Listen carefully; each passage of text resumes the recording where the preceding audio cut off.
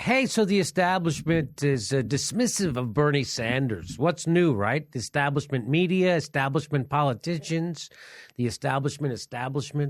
They're all dismissive of Bernie Sanders, which makes it so much more fun when he crushes. So here is this guy here. He is so they had the big primary in Hawaii, Alaska, Washington State. And here's the the governor of Washington State, Jay Inslee. He was on CNN. One of the N stands for news in CNN. The other N stands for not. So here's Jay Inslee, and they ask him, what's his predictions? They ask him, what is your prediction for the presidential election with Bernie Sanders and Hillary Clinton, the primary? Here's what he has to say. Here's what his prediction was. Ready? See you, Governor. Thanks so much for joining us. Good morning. Okay, so what's Good day in Washington. All right, glad to be there via satellite. So what kind of turnout are you expecting there in Washington? In the words of the candidate that I think is going to lose, huge. It's going to be a huge turnout today, probably 250,000 people, which could surpass any other time in Washington history. And we're very... So there he is, Mr. Smug being. By the way, how did Bernie Sanders do in Washington? I mean, he's the governor of Washington. He must know a little bit about the people and how they vote, right? So he predicts Bernie a big loss. How did Bernie do? Boo! He won 72-27. Is that even possible? Huge. He won huge. But I'm sorry, but the governor just told me he was going to lose. And it was a trouncing. Talk about being in touch with your electorate. The guy's the governor. I got to tell you how this is going to turn out. No, I've got it on good information. The governor tells me that Bernie's going to lose. So, oh, shit. He lost. He won 72-20. That's embarrassing. So I just wanted to share that with you because that's fun when a smug prick like that gets it stuck right in his fucking face, a dismissive smug prick. Let's see. There was a couple of other, let's see. He also won in Hawaii. How did Hawaii go? 69% to 30. 69. Look at that. Take that. 69 sounds dirty. That's how bad it was. That's how bad he blew her away. 69%. Get it? He also, where we go to Alaska. How did we do in Alaska?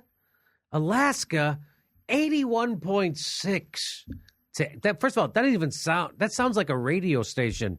81.6 FM. The Burn. Kicking Hillary's ass. But let's remember, all those states are weird. Hawaii's weird. It's a white state, even though it's not a white state. Same thing with Alaska. Even though it's a white state, not a white state. That's what the mainstream news media wants you to think. So they even were like, oh, sure, he won Hawaii. It's only 2% black. There's more minorities in the world than that. In fact, I'm going to double check the stat, but I'm going to throw out a broad thing that I could be. I think 25% of Hawaii is white. Only 25%. Now, this is according to CNN. CNN says the caucus states, largely white and rural, are the type of places Sanders traditionally does well. Oh, he does well with white people? I wonder how that will play out in America. In order to win, it's like saying he's going to go campaign in the ocean. He only does well with aquatic life. In order to win the nomination, he must replicate this success in another more ethnically diverse state that holds primaries, as he did in Michigan last month.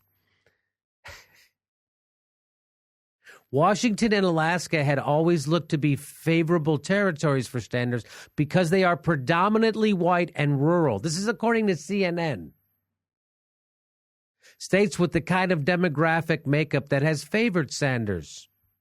The Atlantic also made this same claim. It said that There's been little polling in Alaska, but one in January showed that among both Democrats and no-party voters, Bernie Sanders was ahead. The state's largely white electorate might also stand to benefit Sanders, who has struggled to gain traction with minority voters. So this is all the bullshit establishment, mainstream corporate journalists repeating bullshit about Bernie Sanders. This is according to Snopes. As we've noted before, there is a clear link between the number of black voters in a contest and the results. Hawaii is 3% black. Alaska is 4% black, and Washington about the same. But Alaska and Hawaii, in particular, are among the top most ethnically and linguistically diverse states in the entire United States, which media coverage seemed to overlook despite several previous stories on the subject. Isn't that interesting?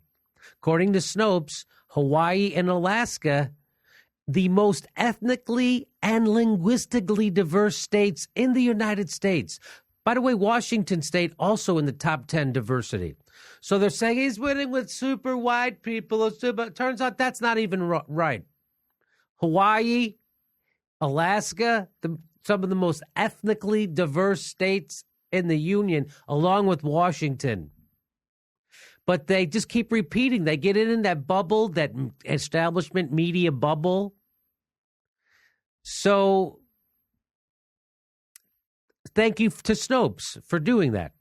I appreciate you doing that. Sure, Snopes goes on to say it's true that Washington State, Alaska, and Hawaii each have low populations of black voters, which the political reporters say will affect the outcome of the election. It's also true that Sanders' campaign has struggled with black and Latino. However, it is definitively untrue that any of these three states are rural and ethnically homogeneous. Even Washington State, the least diverse of those three, boasts ethnic diversity, including a significant Asian population. So again, demographic dissonance is what Snopes said at the top. So Bernie Sanders crushes it. News media they always finding ways to dismiss it. Oh, that's a weird K1 Kansas. That's a weird state. It's super conservative, so the liberals are more liberal. That was said about Kansas. So it's a weird state. He wins weird. He wins white states like, Idaho, Utah, Michigan, Washington State, Hawaii, Alaska. So don't freak out. Don't listen to the mainstream news media. Hey, and let's get back to the real count, right? Let me make sure we understand what the real delegate count is. The real delegate count is 1267 to 1037. Not a big deal. Not insurmountable. So that's 230 delegates, pledged delegates that he has to make up. There's 44% of the primaries left, okay? So don't worry. Don't freak out. There's lots of time left. You know what? June 7th, Bernie Sanders overtakes him.